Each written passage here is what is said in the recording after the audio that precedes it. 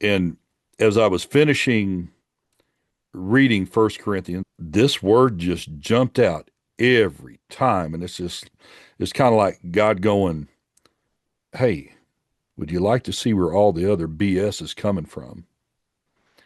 That this is the root of that poisonous tree.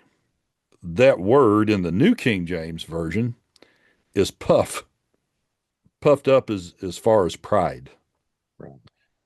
And looking up, some of the little prep work, I looked how many times that is used, and I was made sure I switched it over to the same version I was reading out in the New King James. That term is used for pride, and it's used 6 different times in the 16 chapters of First Corinthians. But you can see it alluded all throughout. Mhm. One of the interesting things also about this is, especially when you get to going into chapter 12. Now, spiritual giftings, brother, is clearly defined that and everybody wants to make this like this exhaustive list. I don't think that list is exhaustive at all. Mm-mm. By no means. And I think if you were to ask the Apostle Paul, he would tell you, look, I had to write a letter. This is not exhaustive. It's not limited to these. And I can make that argument all day long because he lists some other spiritual gifts in other letters. But I've seen more pride and people getting puffed up over their doctrine, debating First Corinthians 12 over almost any other passage of Scripture, especially in the full gospel circles. One of the things that I found as I was going through this about an hour ago, because you texted me and said, "Hey, this is what we want to look at." One of the things that I found was it can be so easy to read First Corinthians and focus on all the symptoms, because that's really what Paul, as Paul names these things off, he's talking about. Uh, he's talking about immorality. He's talking about divisions. He's talking about marriage. All these things. Um, and because of that, it can be very easy to focus on those things and then establish doctrine and theology because of those things.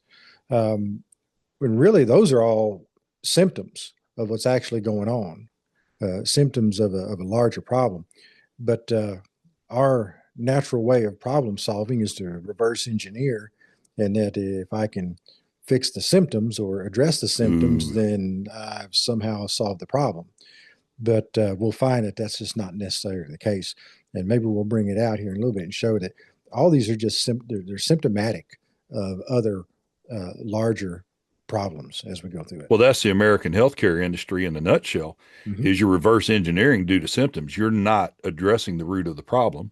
Right. And we've talked about that before, how that was John D. Rockefeller when they when they busted up the all the trust and stuff. He got that thing put in a foundation and basically bought out the medical schools. And all of a sudden they had to use all these petroleum byproducts that had medicinal properties. Man, they started teaching germ theory, and that was the only thing that got taught to Yeah. like He 90%. just Within 10 years, it was 90%, where before they had this thing called marasma that was, a holistic, there's more than one cause. And if you can treat the whole body, then a lot yeah, of these symptoms will disappear. Oh no, it was treat the symptom, treat the symptom, treat the symptom. yeah. By treating the symptoms, you'll just find another way to to accomplish and get to where you want to go. Yeah. So anyway, we'll pull all that out. Yeah.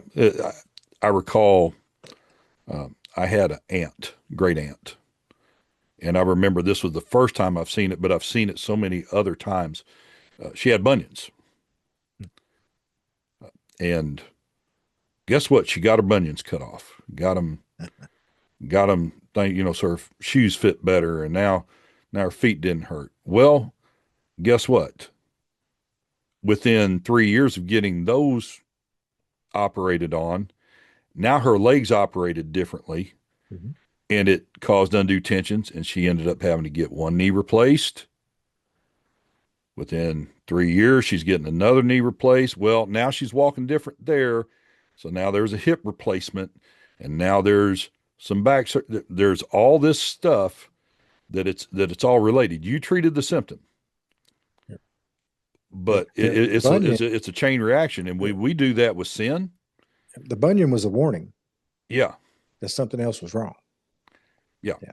And you never addressed the root cause. Right. So what this looks like in the body is, oh, I have this problem, I have this sin problem, I have that sin problem, or this person in our local congregation or in my family has this issue that they're struggling with.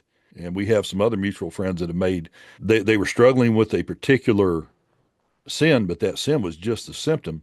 There was something else deeper that had to be dealt with. Yeah. And so when we try and make a lot of doctrine about, especially this First Corinthian letter, where this church is messing up so bad, but outwardly it looks like it's doing so good, it is so easy to address the symptoms and make doctrines about the symptoms without addressing the whole problem. Right.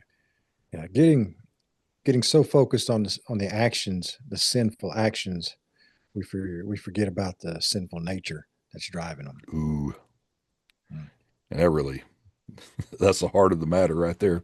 Amen. Hey, thanks for listening, everybody. It's been a really good podcast. We can cut right there and be done. Oh man, Close shop.